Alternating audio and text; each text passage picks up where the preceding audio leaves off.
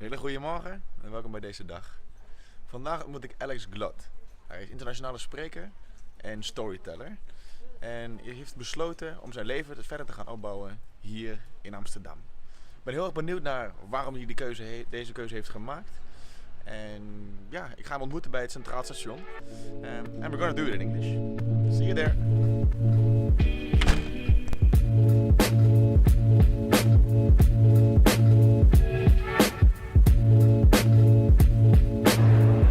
That must be Alex. Hey there. Oh, hey man. hello, my friend. There you are.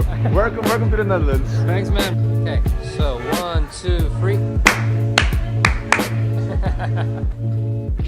Is it like you officially moved today?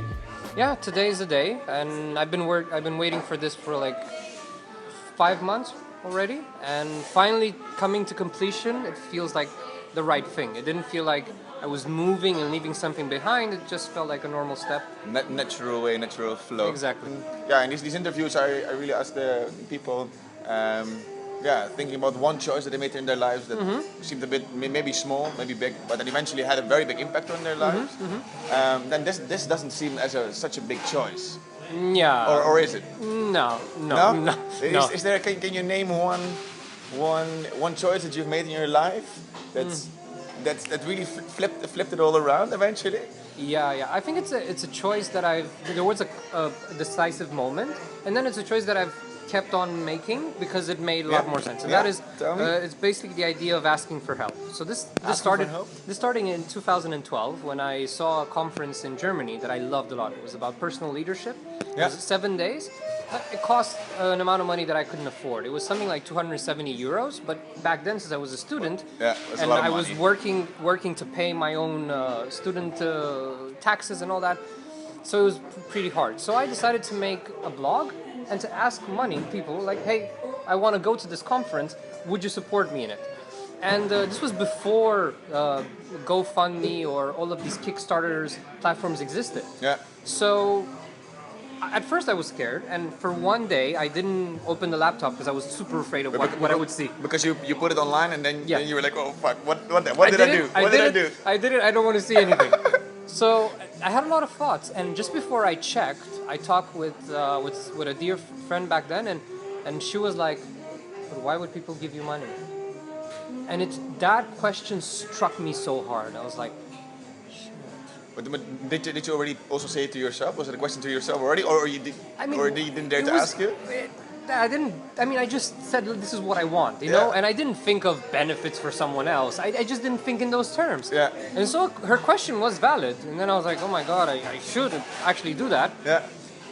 And by that time, I felt like somebody killed my darling. Like, you know, my dream was just pounced, and I was like, So I opened the laptop, and like, who else is commenting?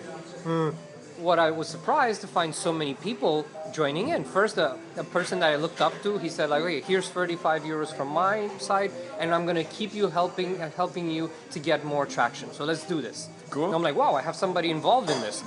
Then there was a girl from Estonia, if I'm not mistaken. I never met her, and she said, "Look, I'm a student just like you. I don't have money, but is 5 euros enough to contribute?" And I'm like, hell yeah. So in 7 days, I had the money for the conference, for the plane ticket, and for the t-shirt. Because one guy said, I'm giving you this money explicitly for the t-shirt of the conference because you're going to want to have that. And I still keep it. I haven't thrown it away. So he was not even thinking to like, you go somewhere, but he was even thinking like, the next few steps, like this t-shirt. Yeah. Exactly. Cool. Exactly. So it was, and that conference in the end became one of the key moments in my life. But then it was a theme that reoccurred, because there is this shame that I think most men have, and that is the idea of asking for help, because that means that probably you're weak, or you're not handling it. Yeah. And so there is a cultural. It depends on cultures, but I guess in some other countries not that much of a problem. I can understand. Definitely. But in our culture, at least, it's this idea of like, you're a man, you need to do it by yourself, right? So I always had this idea like, if I ask for help, does it mean I'm weak? Does it mean that I'm not handling by myself? Is it something I should be worried about? And every time I've tried it out and I said, look, I just don't know something, who could help me? Yeah. Sometimes it was something about making a website in a cool way, and I just didn't know. And after 3 days of just bouncing my head and having no results, I asked somebody, can somebody help me with this? 2 people offered. Like on Facebook then? Or, on Facebook, yeah, exactly. And I gave them the access to the website. They did it all for free. Yeah. And I was, wow. Wow. And then, so this is, first is professionally wise. Asking for help is actually not a weakness, it's an advantage. Yeah. Because you can admit, hey, I have limits. There are things I don't know what to do. And everybody has it. And then there's always somebody in your network that has it. Or at least that person knows somebody who knows how to do that for you. So I realized, wait, you need to capitalize on that. And second, I think it's an advantage because we can grow when we ask for help. Because when we can say, like, I don't know that, but then I learn from somebody who's an expert, and I'm like, wow. That's something, and it's a quicker learning curve rather than doing it by yourself. Sure, sometimes when you learn by doing, to have somebody to guide you through it, it's amazing and it's more cost effective, right? Yeah. And the other person also likes to do it. Yes, of course. And is good at it. I mean, it's from so many sides. Yeah, exactly. And because in my head, it's it's kind of the association. It was the association of begging, right?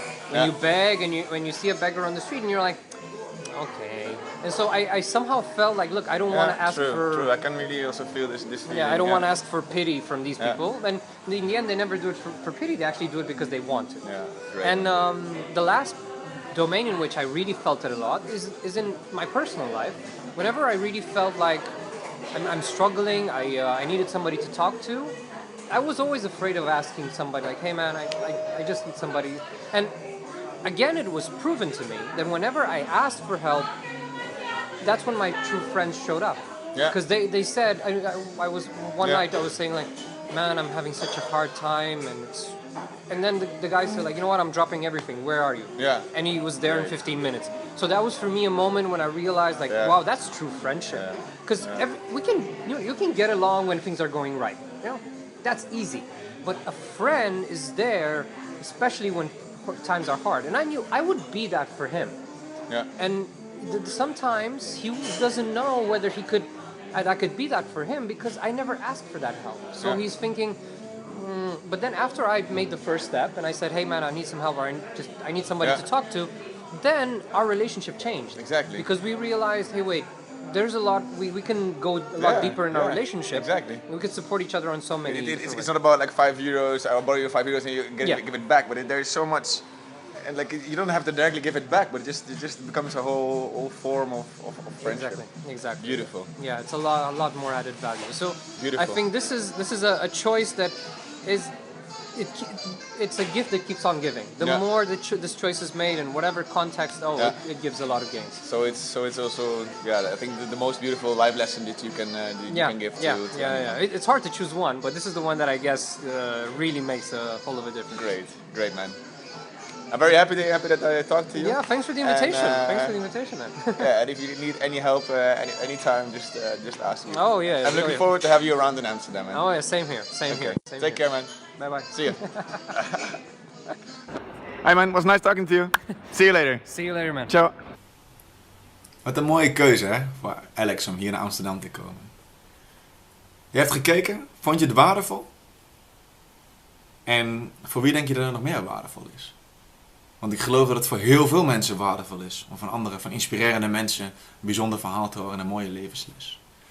Wat je kan doen om mij te helpen, is om te zorgen dat niet alleen jij kijkt, maar ook vrienden van je, mensen die geïnteresseerd kunnen zijn.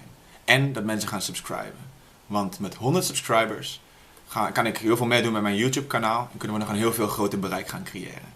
Wil je me helpen? Deel het dan met je vrienden en subscribe hieronder. En dan ga ik je heel snel zien. Dankjewel.